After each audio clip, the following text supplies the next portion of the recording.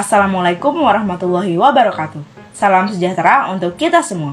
Puji dan syukur kepada Allah Subhanahu wa Ta'ala, Tuhan Yang Maha Esa, dan juga selawat berangkaikan salam kepada Nabi Muhammad SAW. Kami dari kelompok 9 akan mempresentasikan materi yang telah kami diskusikan tentang mata kuliah psikologi, yaitu tipologi Sprenger. Saya sendiri sebagai moderator, kemudian Luna Viriel sebagai pemateri, dan Silmat sebagai pemateri. Nah, mari kita mulai penjelasannya.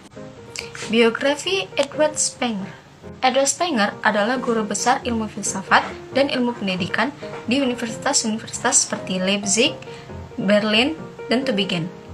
Spenger lahir di Berlin pada tanggal 27 Juni 1882 dan meninggal di Tübingen pada tanggal 17 September 1963.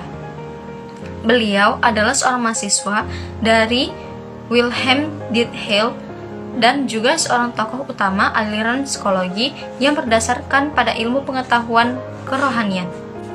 Edward Spenger mencoba mengadakan penelitian kepribadian manusia dengan cara membuat penggolongan tipe kepribadian manusia berdasarkan skap manusia terhadap nilai kebudayaan yang hidup di dalam masyarakat. Nilai kebudayaan itu dibaginya menjadi 6 golongan, yaitu politik, ekonomi, sosial, seni, agama, dan teori. B. Pokok pikiran. Pokok-pokok pikiran Spenger mengenai kepribadian manusia sebagai berikut. Yang 1. 2 macam roh. Spenger membedakan adanya 2 macam roh, yaitu roh subjektif atau roh individual, yaitu roh yang terdapat pada masing-masing manusia. Roh ini merupakan struktur yang mempunyai tujuan.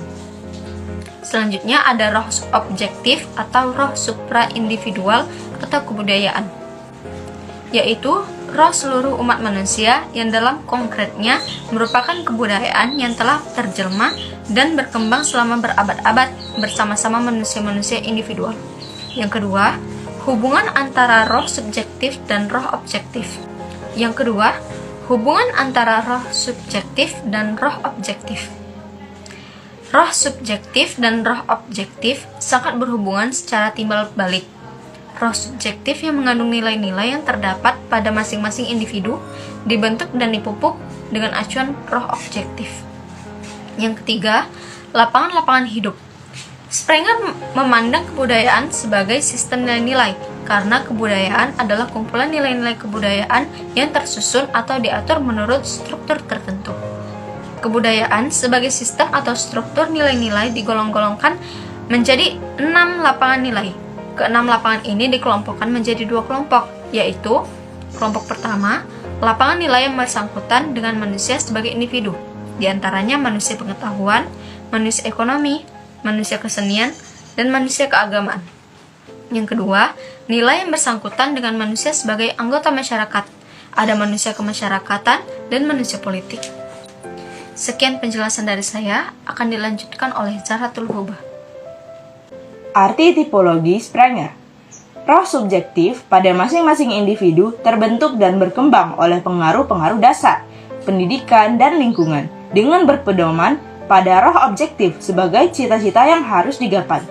Walaupun roh subjektif mengandung ke-6 nilai kebudayaan, namun seringkali hanya salah satu nilai saja yang dominan. Nah, nilai yang dominan inilah yang akhirnya memberi corak pada kepribadian. Kemudian Spenger menggolongkannya sebagai berikut. Pertama, manusia teori. Manusia teori adalah manusia yang mendasarkan tindakannya atas dasar-dasar nilai teoritis atau ilmu pengetahuan. Nah, tipe manusia ini adalah tipe yang intelektual sejati yang memiliki tujuan untuk mencapai kebenaran dan hakikat dari benda-benda. Ciri-ciri manusia teori yaitu suka berpikir, suka berfilsafat, suka membaca, suka berdiskusi mengenai teori-teori ilmu pengetahuan, pendirian yang relatif objektif terhadap segala sesuatu, senang mempelajari ilmu pengetahuan, dan perhatian terhadap kehidupan sosial tidak begitu besar. Kemudian yang kedua, ada manusia ekonomi. Nah, manusia ekonomi adalah manusia yang aktivitasnya atas dasar-dasar nilai ekonomi, yang prinsipnya itu antara untung dan rugi. Mereka selalu memiliki gagasan yang praktis dan kurang memperhatikan bentuk tindakan yang dilakukannya, karena tujuan utamanya adalah tindakan tersebut. Ciri-ciri manusia ekonomi adalah melihat segala sesuatu dari manfaatnya, suka bekerja dan mencari uang, dan lebih mementingkan kepentingan diri sendiri. Lalu yang ketiga ada manusia sosial. Manusia sosial adalah manusia yang menguntungkan nilai-nilai sosial atau hubungan dengan orang lain sebagai pola kehidupannya. Nah, manusia tipe ini mengabdikan dirinya untuk hidup bersama dengan orang lain untuk kepentingan bersama. Ciri-cirinya yaitu suka mengabdi dan berkorban untuk orang lain, senang bergaul, dan nilai-nilai sosial adalah yang paling berpengaruh pada jiwanya. Lalu yang keempat ada manusia seni.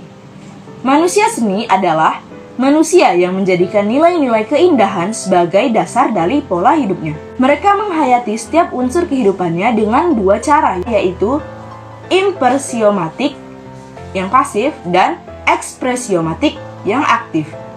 Nah, ciri-ciri mereka adalah sebagian besar waktunya dipergunakan untuk mengabdi pada kesenian, lebih suka menyendiri dan jauh dari kebisingan dan kemewahan hidup. Segala sesuatu yang memiliki nilai seni adalah yang paling berharga dalam pandangan mereka, dan kurang bisa menghadapi tuntutan praktis dalam kehidupannya. Manusia agama adalah manusia yang mementingkan nilai-nilai hubungan spiritual dengan Tuhan. Ciri-ciri mereka adalah mengabdi kepada Tuhan adalah hal yang paling penting. Selalu berbuat kebajikan terhadap orang lain. Melaksanakan ajaran agamanya semaksimal mungkin. Dan mengamalkan ajaran agama dalam setiap perilaku hidupnya. Kemudian yang terakhir ada manusia politik. Manusia politik adalah manusia yang menjadikan nilai-nilai politik sebagai pola hidupnya. Mereka mempunyai tujuan untuk mengejar kesenangan dan kesadaran akan kekuasaan. Nah, ciri-ciri manusia kuasa sebagai berikut. Suka menguasai orang lain, selalu ingin berkuasa, kurang mencintai kebenaran, selalu ingin menjadi manusia terpenting dalam kelompoknya, dan politik adalah nilai terpenting bagi mereka. Kemudian materi selanjutnya akan dibawakan oleh Silma. Tokoh yang mewakili tipologi Spranger. Yang pertama ialah manusia teori. Diophantus 250 sampai 200 sebelum Masehi tinggal di Alexandria, Mesir. Mungkin dari antara tahun 200 dan 214 sampai 284 atau 298, ia dikenal sebagai Bapak Aljabar. Ia terkenal karena karyanya yang berjudul Aritmatika, yaitu pembahasan analitis teori bilangan yang berisi tentang pengembangan aljabar yang dilakukan dengan membuat persamaan. Dan yang kedua ialah manusia ekonomi, yaitu Adam Smith. Nama lengkapnya adalah John Adam Smith. Lahir di Kirkcaldy, Skotlandia pada tanggal 5 Juni 1723. Smith merupakan pelopor ekonomi kapitalis yang berhasil mengeluarkan bukunya yang berjudul An Inquiry into the Nature and Cause of the Wealth of Nation yang menggambarkan tentang sejarah perkembangan industri dan perdagangan di Eropa serta dasar-dasar dari perkembangan perdagangan bebas kapitalisme.